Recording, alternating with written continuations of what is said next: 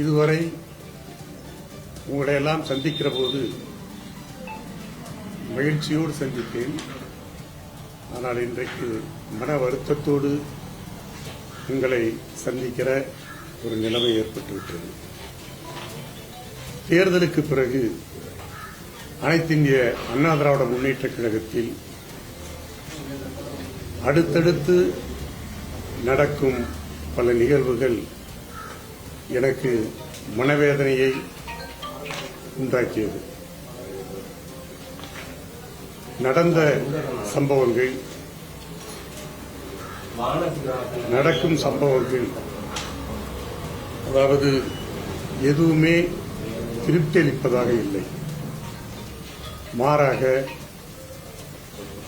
கவலை அளிப்பதாகத்தான் இருக்கிறது. பொன்மனச்செம்மல் புரட்சித் தலைவர் எம்ஜிஆர் அவர்களும் புரட்சித் தலைவி அம்மா அவர்களும் இந்த இயக்கத்தை எப்படி உருவாக்கினார்கள், எப்படி காத்தார்கள், எப்படி வளர்த்தார்கள் என்பதெல்லாம் இந்த நாடே அறியும். பொன்மனச்செம்மல் புரட்சித் தலைவர் எம்ஜிஆர் அவர்கள் உருவாக்கிய இந்த இயக்கம் புரட்சித் தலைவர் அம்மா அவர்களால் காப்பாற்றப்பட்ட இந்த இயக்கம் இன்றைக்கு பலகீனமாகிவிட்டதே என்ற அந்த கவலை என்னை போன்றவர்களுக்கு மட்டுமல்ல, லட்சோப லட்ச தொண்டர்களுக்கும் இருப்பதை நான் உணர்கிறேன். அதாவது கட்சி பலகீனப்பட்டுக் கொண்டே போகிறது. அதை பலப்படுத்த வேண்டும் என்ற எண்ணம் கட்சியிலே இன்றைக்கு இருக்கிற தலைவர்களுக்கு, முக்கிய நிர்வாகிகளுக்கு இருக்க வேண்டும். ஆனால் இந்த இயக்கத்தில் ஒரு பிரச்சனை என்னவென்று சொன்னால், தலைவர்கள், மூத்த நிர்வாகிகள் இருக்கிற இடையே இருக்கிற அந்த ஈகோ கட்சியினுடைய வளர்ச்சியை, அதாவது ஸ்பீடு பிரேக்கர் மாதிரி தடுத்து வருகிறது என்பதை நான் உணராமல் இல்லை. கட்சி பலப்படுத்தப்பட வேண்டும், கட்சி வளர்க்கப்பட வேண்டும் என்ற அந்த எண்ணம் இருந்தால் ஒழிய இந்த கட்சியை அரசியலிலே காப்பாற்றுவது மிகவும் கஷ்டமாக போய்விடும். புரட்சித் தலைவர் அம்மா அவர்கள் சொன்னதைப் போல, எனக்கு பின்னாலும் 100 ஆண்டுகள் இந்த இயக்கமும் ஆட்சியும் இருக்கும் என்று சூளுரைத்ததை கழகத்தினுடைய முக்கிய தலைவர்கள், நிர்வாகிகள் உணர்ந்திருந்தால் இந்த நிலைமை அவர்கள் இந்த இயக்கத்திற்கு ஏற்பட்டிருக்காது. இந்த இயக்கத்தை பொறுத்தவரையிலே என்னுடைய அனுபவத்திலே நான் ஒரு குறையாக காண்பது என்னவென்று சொன்னால், அதாவது lack of collective decision, lack of healthy discussion. அதாவது தலைவர்கள் ஒன்றுபட்டு உட்கார்ந்து கலந்து பேசி ஒரு முடிவை எடுத்தால் இந்த கட்சியினுடைய வளர்ச்சிக்கு நன்றாக இருக்கும். ஆனால் அதை ஏன் செய்ய தவறிவிட்டார்கள் என்றுதான் என்னை போன்றவர்கள் எண்ணி வேதனைப்படுகிறார்கள். புரட்சித் தலைவர் எம்ஜிஆர் அவர்களும் புரட்சித் தலைவர் அம்மா அவர்களும்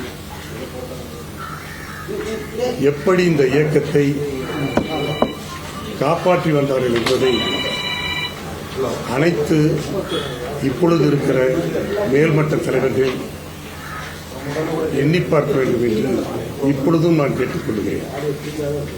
என்னை பொறுத்தவரையில் எனக்கு பொன்மனச்செம்மல் புரட்சித் தலைவர் எம்ஜிஆர் அவர்களும் புரட்சித் தலைவர் அம்மா அவர்களும் எனக்கு பல்வேறு வாய்ப்புகளை தந்து அழகு பார்த்தார்கள்.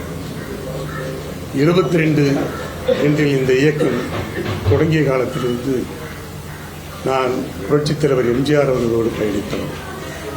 அவருடைய மறைவுக்கு பிறகு புரட்சித் தலைவர் அம்மா அவர்களோடு பயணித்தோம். எனவே இந்த இயக்கத்திலே இன்றைக்கு நான் வேதனையோடு கனத்த இதயத்தோடு பொறுப்பிலிருந்தும் கட்சியிலிருந்து விலகுகிற முடிவை எடுத்திருக்கிறேன் என்று சொன்னால், நான் முதலிலே அந்த 2 மாபெரும் ஆளுமைமிக்க தலைவர்களின் ஆன்மாக்களுக்கு என்னுடைய வருத்தத்தை தெரிவித்து அந்த ஆன்மாக்களிடம் என்னுடைய மன்னிப்பை நான் கேட்டுக்கொள்ள கடமைப்பட்டவனாக இருக்கிறேன்.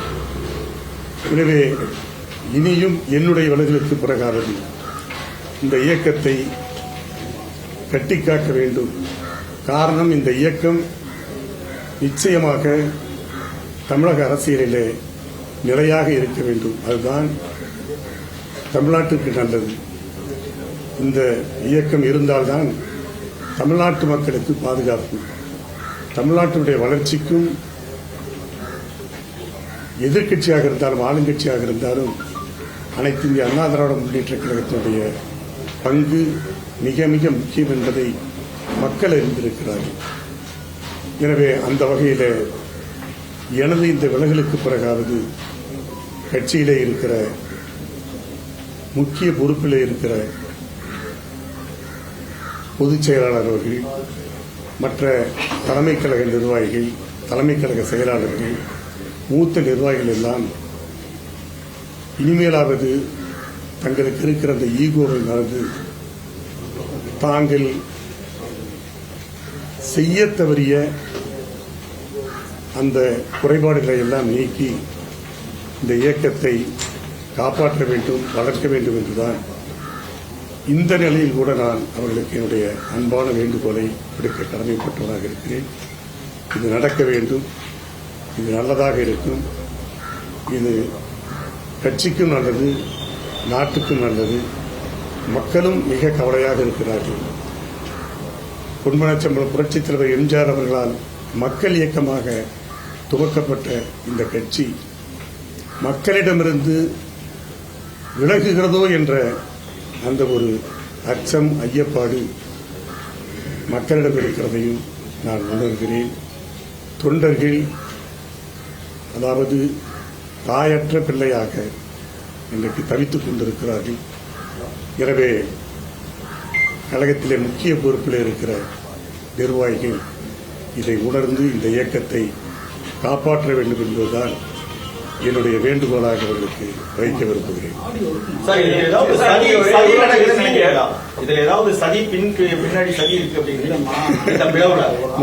அப்படி நான் நினைக்கவில்லை. இதில் சதிக்கு என்ன இருக்கிறது? சதி ஒன்றுமில்லை. சதி என்பதற்கு, அதாவது எங்களுடைய இயக்கத்தை பொறுத்தவரையில் எங்களுக்குள் ஒற்றுமை இருந்தால் போதும். அப்படி ஒற்றுமை இருந்தால் வெளியிலிருந்து எந்த சதி வந்தாலும் அதை எதிர்கொள்ளுகிற ஆற்றல் படைத்தவர்கள் தான் கழகத்துடைய நிர்வாகிகள், கழகத்துடைய தொண்டர்கள். எனவே சதி என்பதை நான் ஏற்க மாட்டேன். சதி எதுவும் நிச்சயமாக இல்லை. எம்ஜிஆர் காலத்திலிருந்து இருந்த ஒரு மூத்த நிர்வாகி நீங்க. செம்மலை அப்படின்னாவே அதிமுகவில் அனைத்தும் அறிந்தவர்கள் தான். அந்த வகையில இந்த மாதிரி இக்கட்டான நிலைமையில உங்ககிட்ட கலந்தாலோசித்தாங்களா? இதை பத்தி பேசினாங்களா? அதை பத்தி சொல்லுங்க. எனது ஆலோசனை பெறுகிற அளவுக்கு நான் என்ன பெரிய ஆளா? அப்படி நான் நினைக்கவில்லை. என்னிடம் யாரும் ஆலோசனை கேட்கவில்லை. அப்படி ஆலோசனை சொல்லுகிற அளவுக்கு நான் ஒரு பெரியவனாக என்னை காட்டிக்கொள்ள விரும்பவில்லை. இந்த இயக்கம் நன்றாக இருக்க வேண்டும். இந்த இயக்கத்திலே பணியாற்றிக் கொண்டிருக்கிற மூத்த நிர்வாகிகள் கலந்து பேசி ஆலோசனை செய்து ஒரு நல்ல முடிவை எடுத்து இந்த இயக்கத்தை காப்பாற்ற வேண்டும். அதுதான் என்னுடைய விருப்பம். அதிமுக ஒருங்கிணைக்கணும் அப்படின்னு சொல்லிட்டு சசிகலா, பன்னீர்செல்வம் இப்படி பல பேர் கருத்துக்களை சொல்லிட்டு இருக்காங்க. ஒரு மூத்த நிர்வாகி உங்க கருத்து? இப்பொழுது நான் என்ன நினைக்கிறேன் என்று சொன்னால், போனது போக எஞ்சியுள்ளதாவது மிஞ்சுமா என்று எண்ணி இருக்கிற நேரத்தில் அதற்கும் பஞ்சம் ஏற்பட்டு விட்டது என்பதுதான் என்னுடைய வேதனை. எனவே இனியாவது இயக்கத்திலிருந்து யாரையும் நீக்குவதோ அல்லது மற்றவர்களை ஒதுக்குவதோ அந்த நடவடிக்கை எடுக்காமல் எல்லோரும் ஒற்றுமையாக இருந்து இந்த இயக்கத்தை, கழகத்தை காப்பாற்ற வேண்டும் என்பதுதான் என்னுடைய விருப்பம். சார், அப்பயே நீங்க ஓபிஎஸ், சசிகலா இவங்களை நீக்கினப்ப அவங்களை சேர்த்துறதுக்கு நீங்க குரல் கொடுக்கல. அதாவது கட்சி வளர்ச்சிக்கு, கட்சியினுடைய வளர்ச்சி மட்டுமல்ல, மக்கள் ஏற்றுக்கொள்ளுகிற வகையிலே கட்சிக்கு குந்தகமாக இருக்கிறவர்கள் யாராயிருந்தாலும் அது ஏற்றுக்கொள்ளக்கூடாது. அதனால் யாரையும் குறிப்பிட்டு சொல்லவில்லை. கட்சிக்கு குந்தக விளைவிக்கிறவர்கள் அல்லது கட்சியை தங்களுடைய கட்டுப்பாட்டிலே கொண்டு வந்து, அதாவது கிராமத்திலே சொல்வதை கூட நாட்டாண்மை செய்கிற அந்த மனநிலை இருக்கக்கூடாது என்பதால் தான் சில நேரங்களிலே தவிர்க்க முடியாத நிலையிலே சில பேரை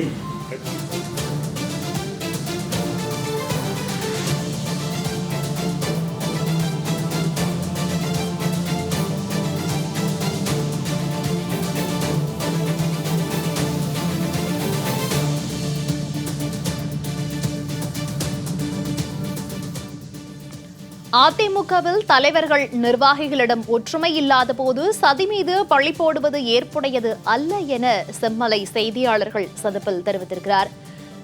அதிமுகவை மீட்டெடுக்க தலைவர்கள் ஈகோவை விட்டுவிட்டு ஒன்றிணைந்து பேச்சுவார்த்தை நடத்த வேண்டும் என்றும் அவர் கோரியிருக்கிறார். மனவேதனையுடனும் கனத்த இதயத்தோடும் கட்சியிலிருந்து விலகுவதாக அதிமுக முன்னாள் அமைச்சர் செம்மலை செய்தியாளர்கள் சந்திப்பில் தெரிவித்திருக்கிறார். அதிமுக காப்பாற்றப்பட வேண்டும் என்றால் இனியாவது யாரையும் கட்சியிலிருந்து விலகல் கடிதத்தோடு உங்களை பேட்டி காண மாட்டேன். எனவே வேறொரு கட்சியில் சேர்ந்துவிட்டு உங்களுக்கு பேட்டி கொடுத்திருப்பேன். அந்த எண்ணம் எனக்கு இல்லை. என்னுடைய அரசியலை பொறுத்தவரையில் நான் தெளிவாக ஊடகத்தின் மூலமாக, பத்திரிகை மூலமாக சொல்கிறேன். அதாவது என்னுடைய எதிர்காலத்தை காலம் தீர்மானிக்கும். அதான் காலம் தீர்மானிக்கும். அதாவது future alone will decide my future. Future alone will decide my future. அதுதான் என்னுடைய கருத்து. வேறு கட்சியிலே சேர்கிற அந்த எண்ணம் எனக்கு இதுவரை ஏற்படவில்லை. எனவே அந்த பேச்சுக்கு இடமில்லை. சார், முதலமைச்சராக இருக்கக்கூடிய விஜய் கட்சி ஆரம்பிச்சதிலிருந்தே அதிமுகவை ஒரு பொருட்டாவே கருதல. இந்த நிலையில லீமா ரோஸ், மார்டின் குடும்பத்தை சேர்ந்த லீமா ரோஸ் அதிமுகவை இணைச்சு இப்ப கட்சி பிளவுபட்டிருக்கு. இது ஏற்கனவே, அதாவது ஆரம்பத்திலிருந்தே இந்த அதிமுகவை ஒழிக்க வேண்டும் என்ற நிலையில் தாவேகா நினைச்சிருக்காங்க. அதாவது தாவேகா தலைவர் திரு விஜய் அவர்கள் இந்த இயக்கத்தை ஒரு பொருட்டாக கருதவில்லை என்று சொன்னால், அந்த அளவுக்கு நம்முடைய இயக்கத்தை நாம் ஒரு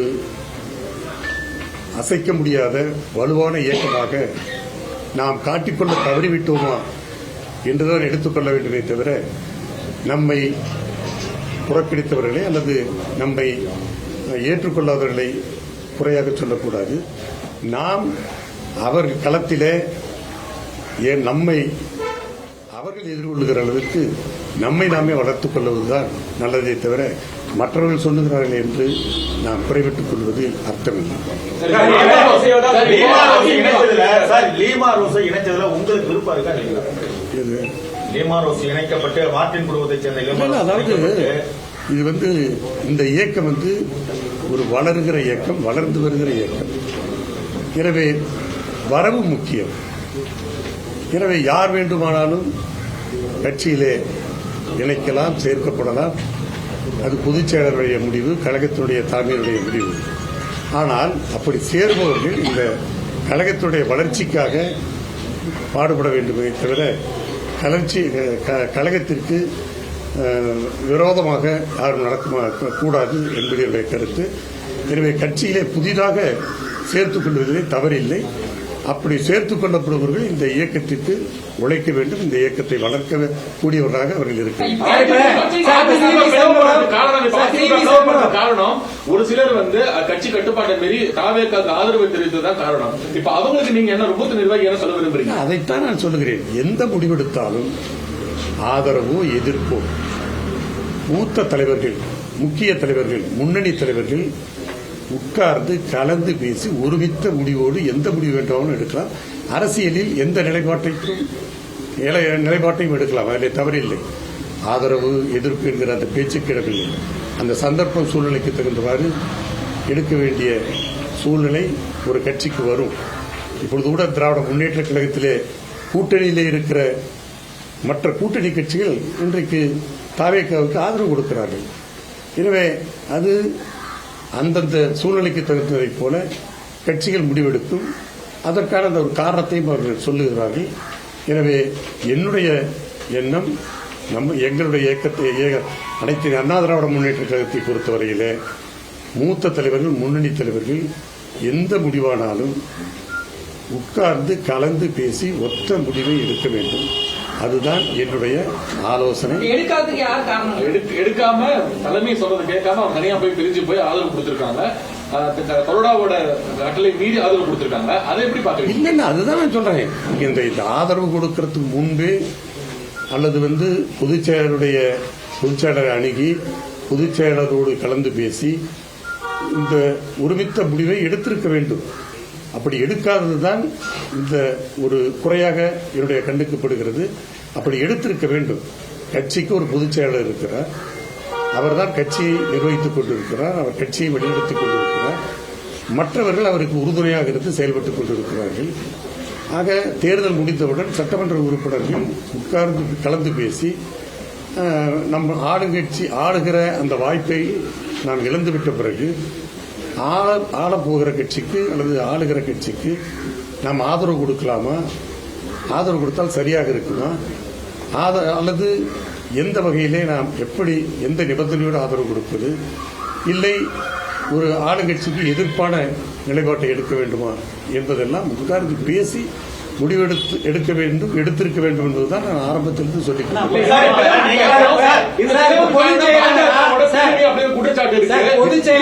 வேலுமணி பாஜகவோட பின்புலமா செயல்படுறாரு அப்படின்னு ஒரு குற்றச்சாட்டு சமூக வலைதளங்களில் இருக்கு. சில அரசியல் கட்சி தலைவர்களும் சொல்லியிருக்காங்க. இந்த பிளவுக்கு காரணம் பாஜகவோட பின்னாடி இருந்து ஏற்கிறாங்க அப்படிங்கிற மாதிரி குற்றச்சாட்டு இருக்கு. நிச்சயமாக அந்த குற்றச்சாட்டு ஏற்றுக்கொள்ளக்கூடியதல்ல. பிஜேபி இதனுடைய பின்னணியில் இருக்கிறார் என்பதையும் நான் ஏற்றுக்கொள்ள மாட்டேன். அதுபோல பிஜேபிக்கு ஏதோ நெருக்கமானவர் எங்களுடைய தலைமை நிலைய செயலாளர் வேலுமணி என்பதையும் நான் மறுக்கிறேன். அப்பொழுது நாங்கள் ஆட்சியிலே இருக்கிறோம் அல்லது கட்சியிலே கூட்டணி அமைக்கிற போது தலைவர்கள் சந்தித்துக் கொள்வது, கட்சியும் கலந்து பேசுவது அது ஒன்றும் தவறில்லை.